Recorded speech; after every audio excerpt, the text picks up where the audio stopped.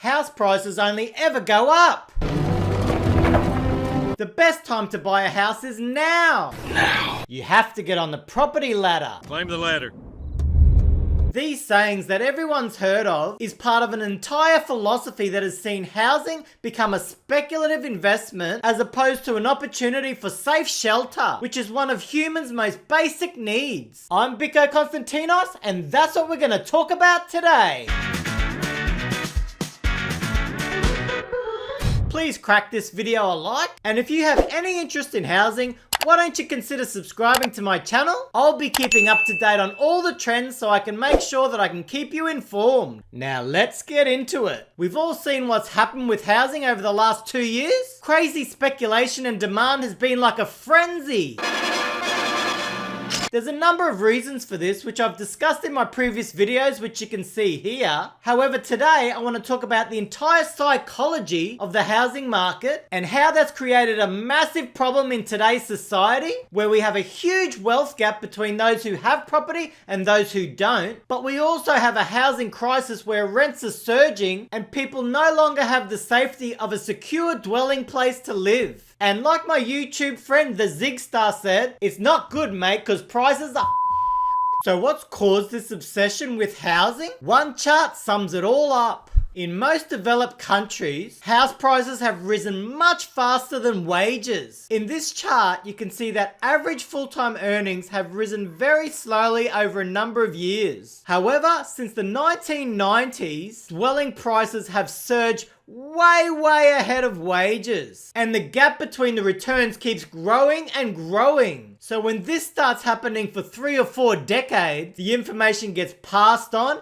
it gets built up, it gets reinforced, and it ends up becoming a mantra because of how much house prices have actually risen. As this graph shows, a homeowner has made unbelievable returns, and many of those returns in most countries are tax-free. Compare that to a wage earner whose wages have only risen slightly, but then has to pay tax on every single dollar they earn. That's why there's so much desperation to get into the housing market, because from past experience, it will earn way more than your actual job will ever earn. But because of this, housing has become highly speculative, and it's mostly now seen as a way of creating wealth, which is impacting first home buyers and the most vulnerable in our community. The really sad thing is, home ownership levels are declining quite rapidly because many just cannot afford to get into the market. And what's also happening is investors are starting to increase their percentage ownerships of homes because with all the price rises, they've got so much more equity to be able to play with, and they can easily bid more than a first home buyer ever could. A much healthier housing market occurs when the house price rises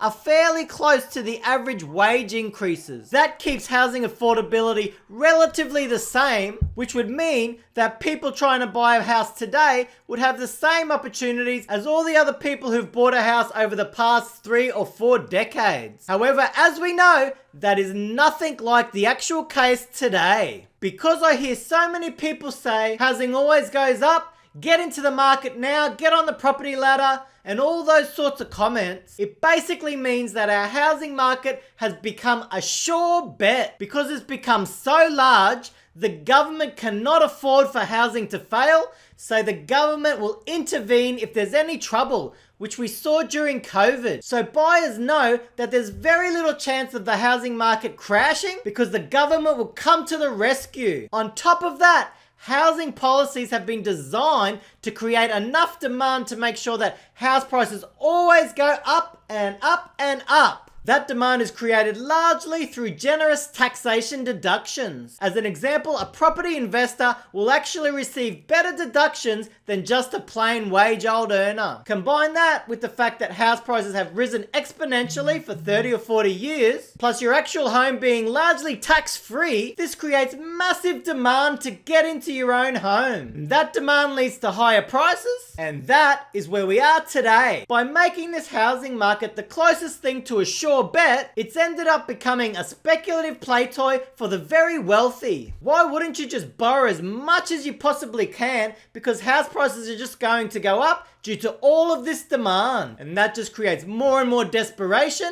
and more new home buyers getting larger and larger mortgages just to get into that property ladder to try and reap the benefits that everyone else has over the past 30 to 40 years. Trouble is, those who bought 30 to 40 years did not have to get a large mortgage, as the home price was only about 3 or 4 times their wages. So it's the people who bought way back then who have profited the most from all of these house rises, but also from the continuing demand that keeps pushing houses up and up. So do houses always go up in price? In general, yes, I think they do, and yes, they probably should, because housing is a very important investment. However, a much healthier housing market would see house prices rise around about the same amount as wages are increasing. That keeps affordability in a similar place so that younger people have the same opportunities for housing as previous generations. By making housing the be-all and end-all of an economy, countries will have serious problems, in my opinion. Take Australia, for example. Most of the entire population's wealth is tied up in housing. So the government can't allow housing to fall too much, otherwise there'd be economic catastrophe. However, housing is now so expensive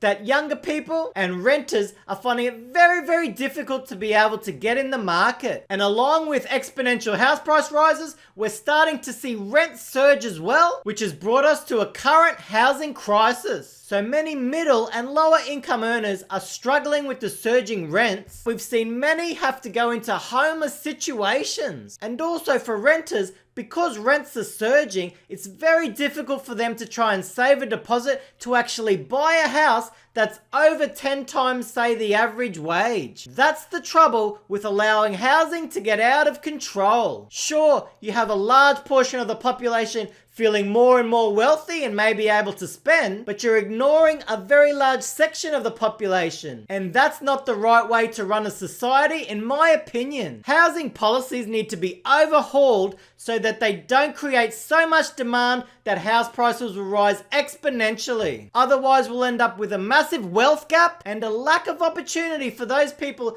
who don't own a home and who don't inherit property. A prosperous country should be providing opportunities to all their people. We don't want to have policies that leave a section of our community out in the cold. So what do you think? Do you think everyone should just get into the market at any price they possibly can? Do you think there's potentially danger ahead because house prices have outstripped wages for so long? I'd really love to hear your thoughts in the comments. Will the next 30 or 40 years see the same level of growth that we have seen? I personally don't think so, because if that does happen, there will be some major societal impacts, with many people pushed into poverty and homelessness. Hey, thanks so much for watching this video. You might as well subscribe to my channel. I'd love to have you on board. I'm Biko Konstantinos, and I'll catch you in my next video.